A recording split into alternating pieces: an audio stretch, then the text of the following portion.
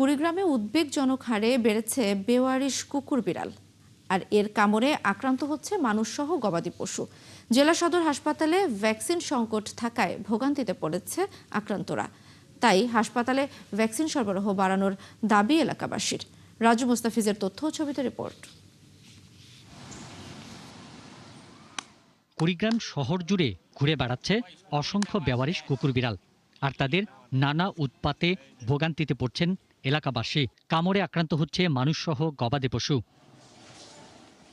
কুড়িগ্রাম 250 শয্যার হাসপাতালে গড়ে প্রতিদিন 100 থেকে 150 জনকে ভ্যাকসিন দেওয়া হচ্ছে। 2025 সালে 5072 জনকে ভ্যাকসিন দেওয়া হয়। মানুষ এখন বাড়িতে শখ করে, যেটা পালে বিড়াল কুকুর, এই বিড়াল কুকুরের হাঁচরের সংখ্যা অনেক বেশি।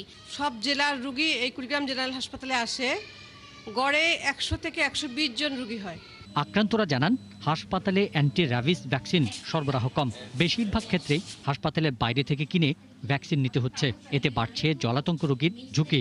বেওয়ারিশ কুকুরের এত উপদ্রব বেড়ে গেছে যে কুকুরের উৎপাতেতে গরু, ছাগল, ভেড়া এবং ছোট বাচ্চাদেরকেও রক্ষা করা যাচ্ছে না। কয়েকটা শিশু বাচ্চাকে আক্রমণ করে আমরা কুড়িগ্রাম সদর হাসপাতালে যাই। কুড়িগ্রাম সদর হাসপাতালে যাওয়ার পরে ওখানে প্রশাসন বলে যে আমাদের হাসপাতালে, সরকারি হাসপাতালে ভ্যাকসিন খুবই সংকট। আমার ছেলে কুত্তে কামড়াইছে, আমি ছেলে নিয়ে গেছি আমার সদর হাসপাতালে নিয়ে গেলাম। আমার সদর হাসপাতালে বললো যে ভাই এখানে ভ্যাকসিন নাই, 2-3 দিন অপেক্ষা করা লাগবে। আবার 2-3 দিন পরে গেলাম, তাও আমি ভ্যাকসিন আর পাইলাম না। জেনারেল হাসপাতালের চিকিৎসক জানান উপজেলা স্বাস্থ্য ক্লিনিকগুলোতে র্যাবিস ভ্যাকসিন দেয়া হয় না, তাই সদর হাসপাতালে প্রচণ্ড চাপ। কর্তৃপক্ষ নতুন করে টেন্ডার করে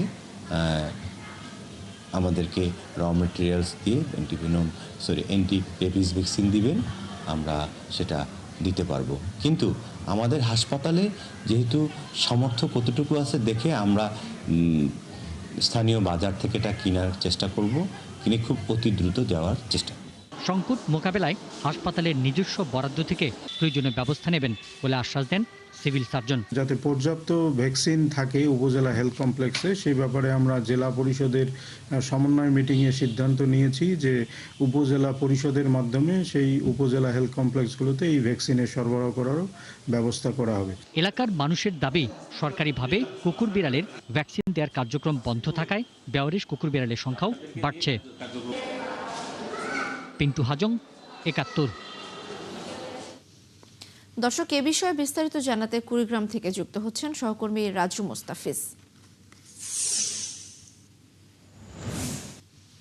রাজু, বর্তমানে আক্রান্ত মানুষের সংখ্যা আসলে কত এবং ভ্যাকসিন সংকট নিয়ে কি বলছে প্রশাসন?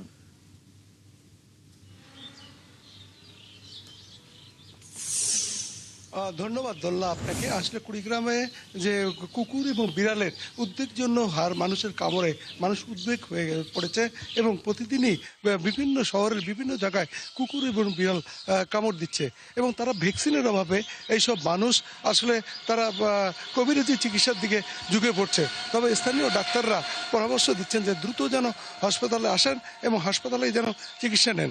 আপনাকে বলে রাখি, কুড়িগ্রাম হাসপাতালে প্রতিদিন 100 থেকে 200 মানুষ এই চিকিৎসা নিতে আসছে, কিন্তু তারা ভ্যাকসিন না পেয়ে বা কেউ কেউ বাহির থেকে চড়া দামে ভ্যাকসিন কিনছে এবং অধিকাংশ মানুষ ভ্যাকসিন না পেয়ে কবিরাজি চিকিৎসার দিকে ঝুঁকে পড়ছে। আপনাকে একটি পরিসংখ্যান বলি, গত 24 সালে কুড়িগ্রামে 3 মাসে মাত্র 1200 রোগী এই ভ্যাকসিন নিতে এসেছিল, অথচ 25 সালে মাত্র 5 মাসে 5000-এরও বেশি মানুষ ভ্যাকসিন নিতে আসছে। এই উদ্বেগজনক হারে যেহেতু কুকুর বিড়ালের কামড়ে মানুষের যে সমস্যা হচ্ছে, এটা আতঙ্কিত হয়ে পড়ছে এলাকাবাসী। কুড়িগ্রাম শহরে সকালবেলা, ভোরবেলা এবং রাত 9টার পরে প্রতিটা অলিগলি শহর দিয়ে চলাচল করার সময় দল বেঁধে কুকুররা থাকে এবং কোনো পথচারী গেলেই তাদেরকে আটকে এবং কামড় দেয়। এতে মানুষজন আতঙ্ক হয়ে পড়েছে। পাশাপাশি বিভিন্ন বাসাবাড়িতেও যেভাবে বিড়াল পালে, এইসব বিড়ালের কামড়ে শিশু, বৃদ্ধ এবং নারীরা আক্রান্ত হয়ে হসপিটালের দিকে ছুটছে। আপনাকে বলে রাখি যে কুড়িগ্রাম শহরে সদর হাসপাতালে শুধু ভ্যাকসিনের একটা ব্যবস্থা থাকলেও 9টি উপজেলায় আসলে ভ্যাকসিনের কোনো ব্যবস্থা নেই, যে কারণে ওইসব উপজেলার মানুষরাও চরম কষ্টে পড়েছে। তারা কেউ চড়া দামে ভ্যাকসিন কিনলেও অধিকাংশ মানুষ তারা ভ্যাকসিন কোনো পাচ্ছে না এবং তারা কবিরাজি চিকিৎসার দিকে যাচ্ছে এবং এই কবিরাজি চিকিৎসা করতে অনেক মানুষ মারাও গেছে বলে আমি জেনেছি। কুড়িগ্রাম জেলার স্থানীয় রাজু, আপনাকে ধন্যবাদ। দর্শক, কুড়িগ্রাম থেকে আমাদের সঙ্গে যুক্ত ছিলেন সহকর্মী রাজু মুস্তাফিজ।